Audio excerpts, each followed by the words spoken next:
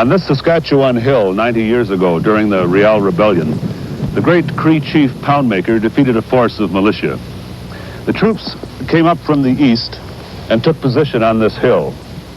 Poundmaker and his braves lay waiting concealed among these trees surrounding the area. After 7 hours of battle, the troops were forced to pull back. This battle was one of the last military clashes between Indian and government troops here in Canada. Poundmaker fought to win equality for himself and his people. He did not succeed and died in despair. He lies buried here. Today's Indian still has not found equality, but a new militancy of our native people has put them on the front pages. At the heart of their political activism is a rediscovery of their Indian identity. Many of Canada's 265,000 Indians are finding a new significance in their ancient religious heritage. Ancient tribal religions are becoming a powerful source of Indian solidarity. Ernest Tootoosis is a spiritual leader of the Cree, known and respected by other Indians throughout North America. He is a direct descendant of Poundmaker, carrying on the struggle of his people. Ernest strongly believes that in the customs, traditions, and beliefs of centuries ago lies the very future of his people. For as far back as we know, the Plains Cree have had a belief in a single god, Manitou, the Great Spirit, who has many servants or spirit powers, the air, the fire, the water, all the spirits of creation. When asked about his traditional beliefs, an Indian usually does not expound doctrine. He does not discuss theology in the abstract. The natural world around him, the animals, the birds, the plants, the rocks and stones, these are the elements that define his religion. Sitting next to Poundmaker's grave, Ernest started talking about God and creation. Our story, the way the older people tell us that it's very close to something like Adam and Eve, but it just happens that a North American Indian never disobeyed in his garden. That's why in 1492 they found us living on this land and God was taking care of everything. We let him run the business and we didn't have to work like the white man did. And he provided our food and the air on land and in water, and all we had to do was live in harmony with his creation and respect God above all. And this is holy land. This is land where man has never disobeyed God.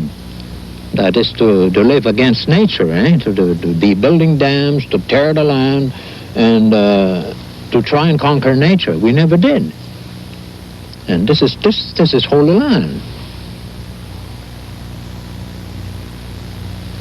This water running down here, the Cut Knife Creek here, and then there's Battle River runs down there. And the old people tell us that these are the right hand instruments and servants of God. It's the sun, the wind, and the water, and the fire. These are holy things, spiritual things. We're supposed to live with those things.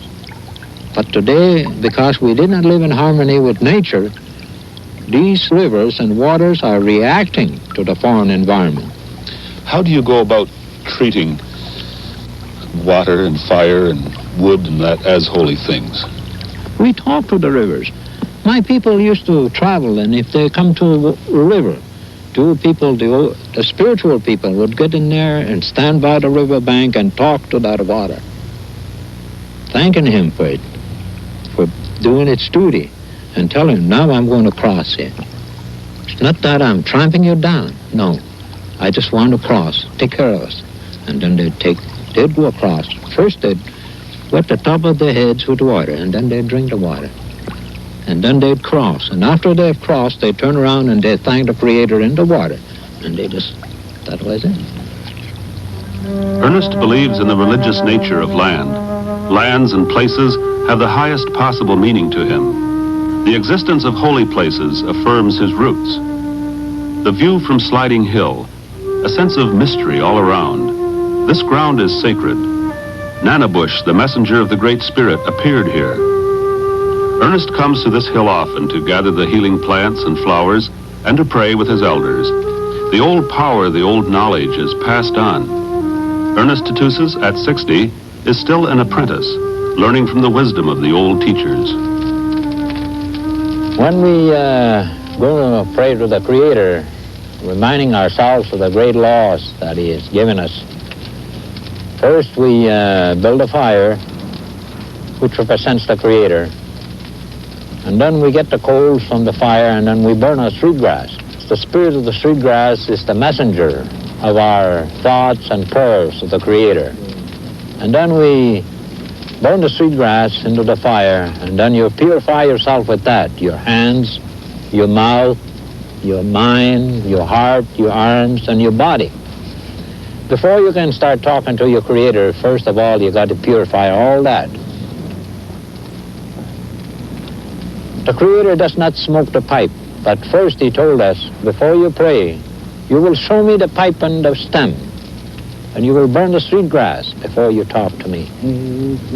Before you talk to my servants, you will light your pipe and you show it to me, telling me what you're going to pray about.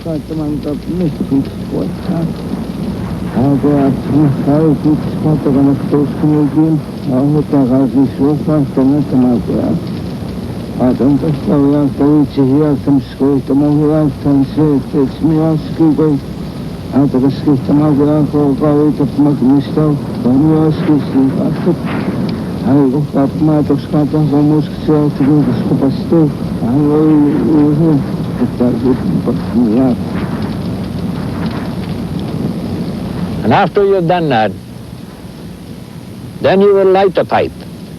You light the tobacco in the pipe, because the spirits, they'll smoke with you.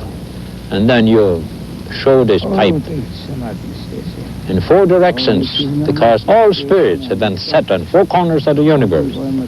So these you talk to, east first, to the south, to the west, and to the north.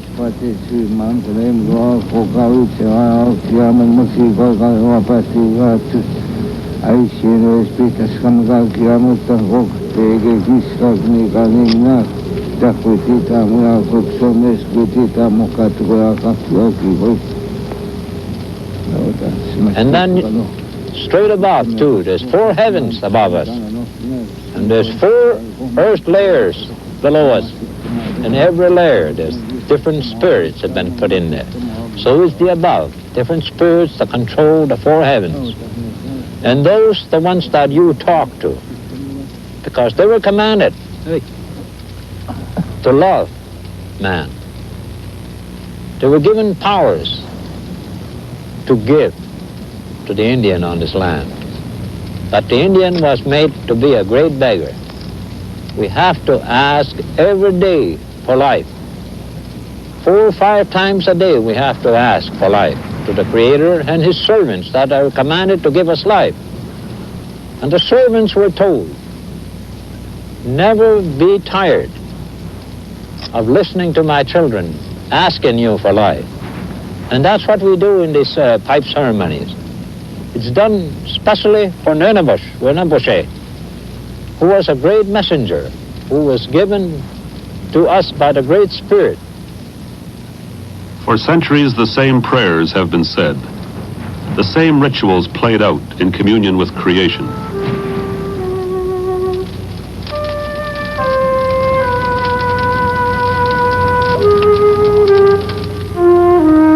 The remains of Sundance lodges. The Sundance is the most sacred of the Plains Cree rituals. Well, this is a holy ground. This is where more than one Sundance has taken place before I started my first Sundance. That's my first Sundance lodge over there, and this is the one we did last summer. My father had a Sundance on the same grounds here.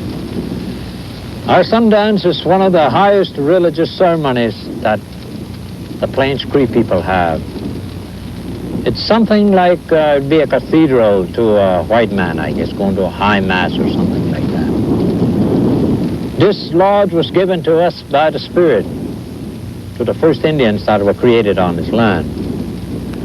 It's where we pray for ourselves, for our immediate family, our relatives, and all mankind, and all creation.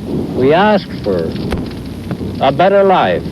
That is a life that will reproduce on and on. and to get our everyday needs. My father used to tell us, when I was a boy, about a time there was a Sundance like this,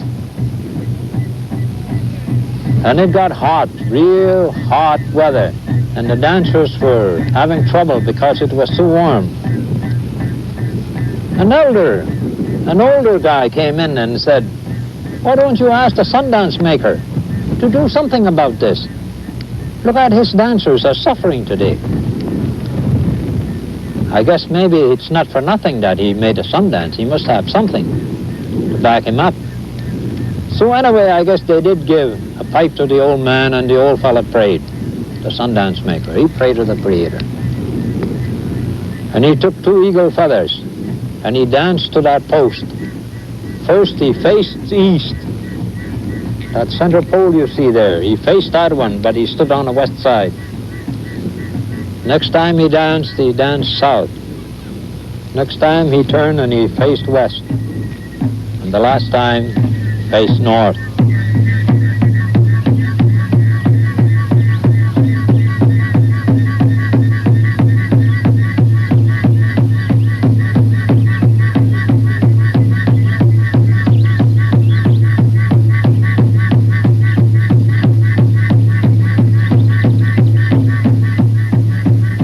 And he took his whistle. They have the bone whistles on. And he had asked them to bring a water container. And as that center pole is standing there, he took his whistle and he stuck it right into that tree there. A stream of water came, filled that water kettle, pulled his whistle, no more water. Shook his whistle like this.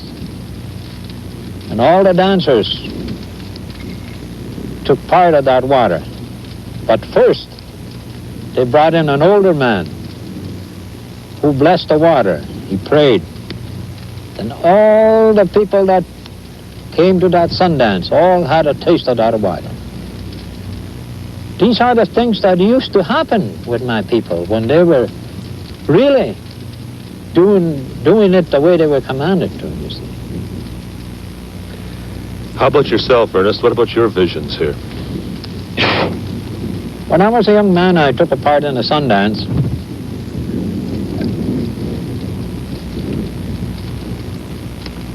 And about the second day I danced, all of a sudden I seen a buffalo head come out of that tree. Small little head like this. I could see his eyes moving. I could see that his nose was damp. And his nostrils were, he was breathing. He was about this size. He come out of that tree, looking at it, little horns. And I danced and I looked at him. And I closed my eyes for a while, and I opened them again. He was gone. And I told an old man, the man that made the Sundance, I told him about it right away. He said, "You're blessed for you to see that," he says. Seeing is believing, I guess. That's what he meant. Did it mean anything special to you? Does it mean anything to you now? Well, I always pray to the spirit of the buffalo for my guidance, for my help in hunting and moving around. Always do. In the Sundances like this, you know, I pray a lot to the spirit of the buffalo, not the animal, I guess the white man would call it, but you see, because all creation are children of God. The buffalo is a child of God, same as me, you and I, only he looks different. He walks on 4 legs. Everything, so we're all children, you see. So he has a spirit the same way as I have, because God created him. That's one thing I don't understand a white man, you know. He believes he's the only one that's got a soul. Animal is an animal, you know.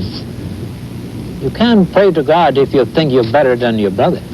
That's the Indian. You got to humble yourself. You got to be just as the smallest ant in the grass, they tell you.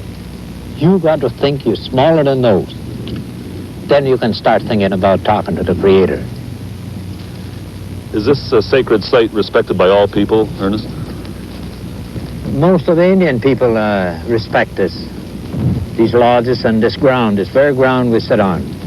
We see this as it looks pretty bare, but when I was a young boy, everything that was used in there was left there by the old people. They just took their drums, their rattles, their whistles, their personal belongings, and they just left.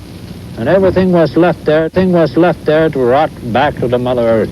But we used to have some good Christian people that believe in the white man's religion, you know. They come and take these things off our church. This is our church.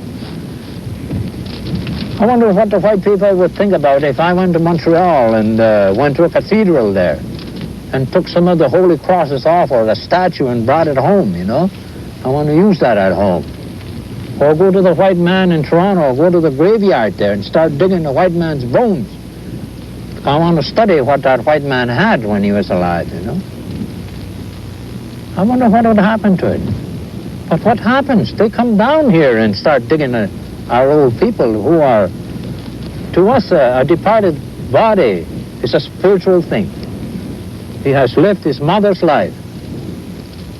And now he's living with the Creator. So the remains that he leaves here are holy to us. They're holy things. In our ceremonies, we use drums, we use rattles, and we use whistles. You take a drum.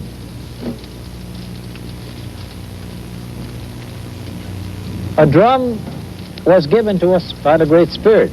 Indians were told how to make a drum. When we do this drum communicates the heavens with me.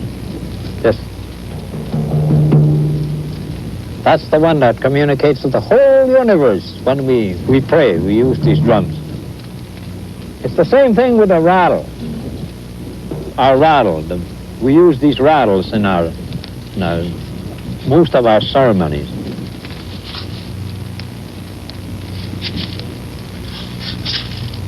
That's made out of rawhide, and there's little pebbles of rocks in there. That, too, instantly communicates with you with the Spirit and the spirits. The universe, the whole universe is made aware. When you use that, that means you're going to pray. You're calling the powers that the Creator has given us to use to communicate with us. These rattles are used in our sun dances and most of our other ceremonies. You have special songs that you sing, that songs that have been given to you. Yes, that's right. My songs I have gotten from older people. Handed down, most of them were handed down for generations. We even have songs that they tell us that Nenabus, Usakeja, left those songs for us to use. And time, the words are there to remind us what things, you know, how to live and all this stuff. Always reminding us that he's our big brother, Nenabus.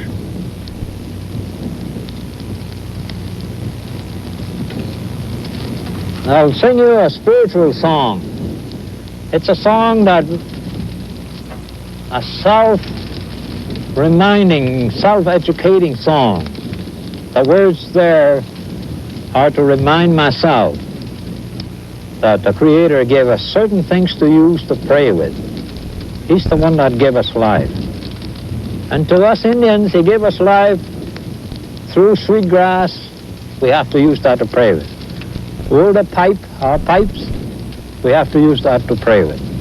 Our drums, our rattles, our movement, our speaking, our feeling, our sight, our hearing, all these things. That song goes on and on and on. Always saying the Great Spirit gives us life through seeing, through hearing, through singing with a drum and all that. These are some other words that.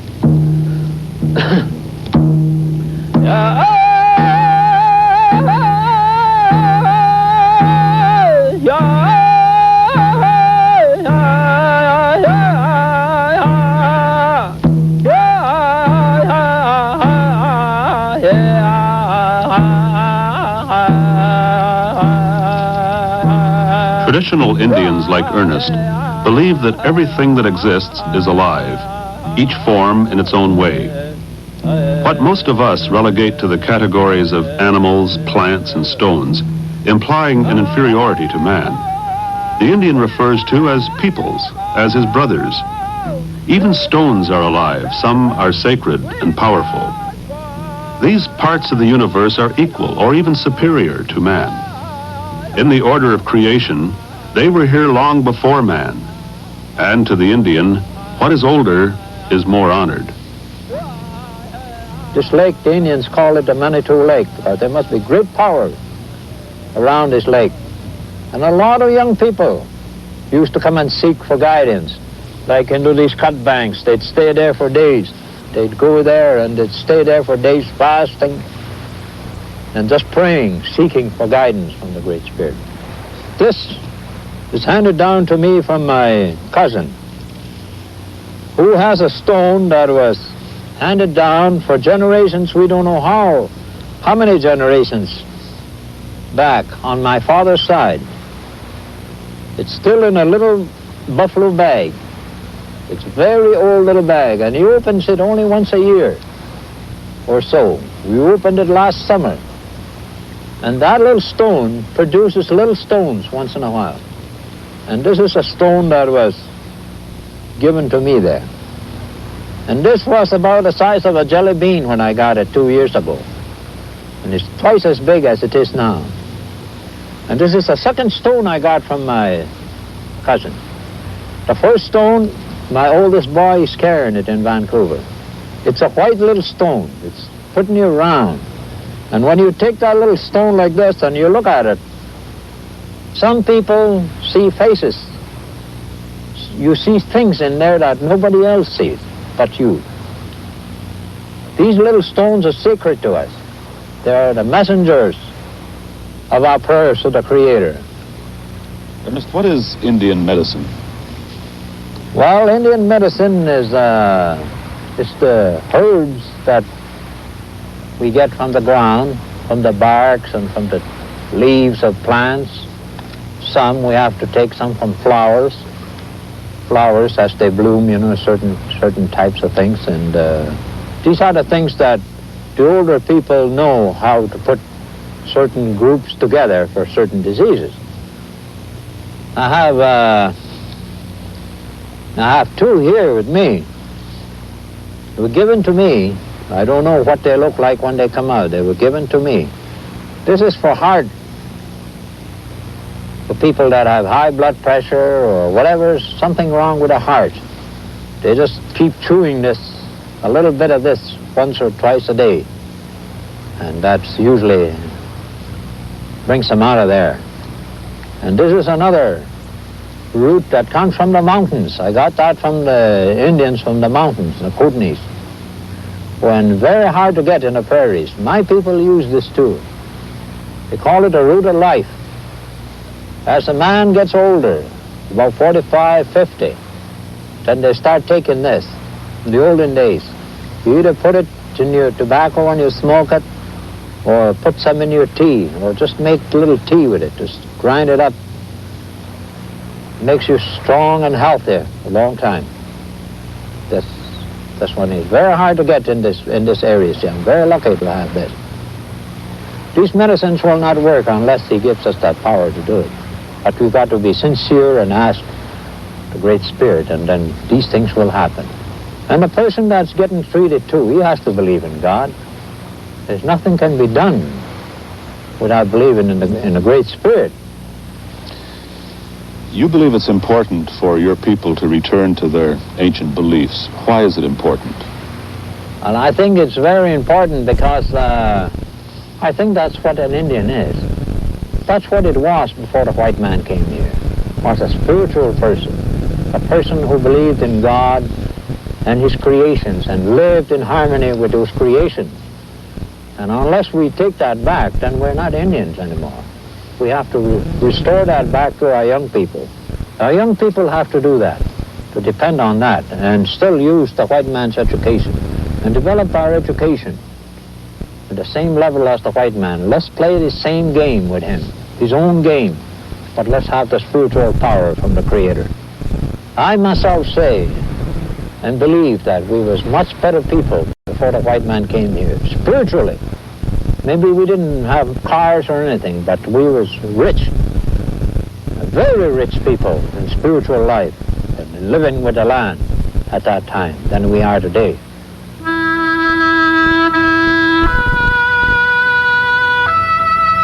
Our native people, especially the young, are looking to their past, to their traditions, their faith and values.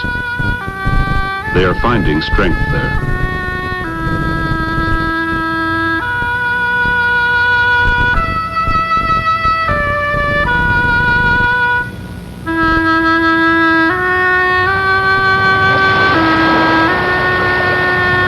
All of us are faced today more than ever with the necessity of understanding the nature of our universe and our existence in it.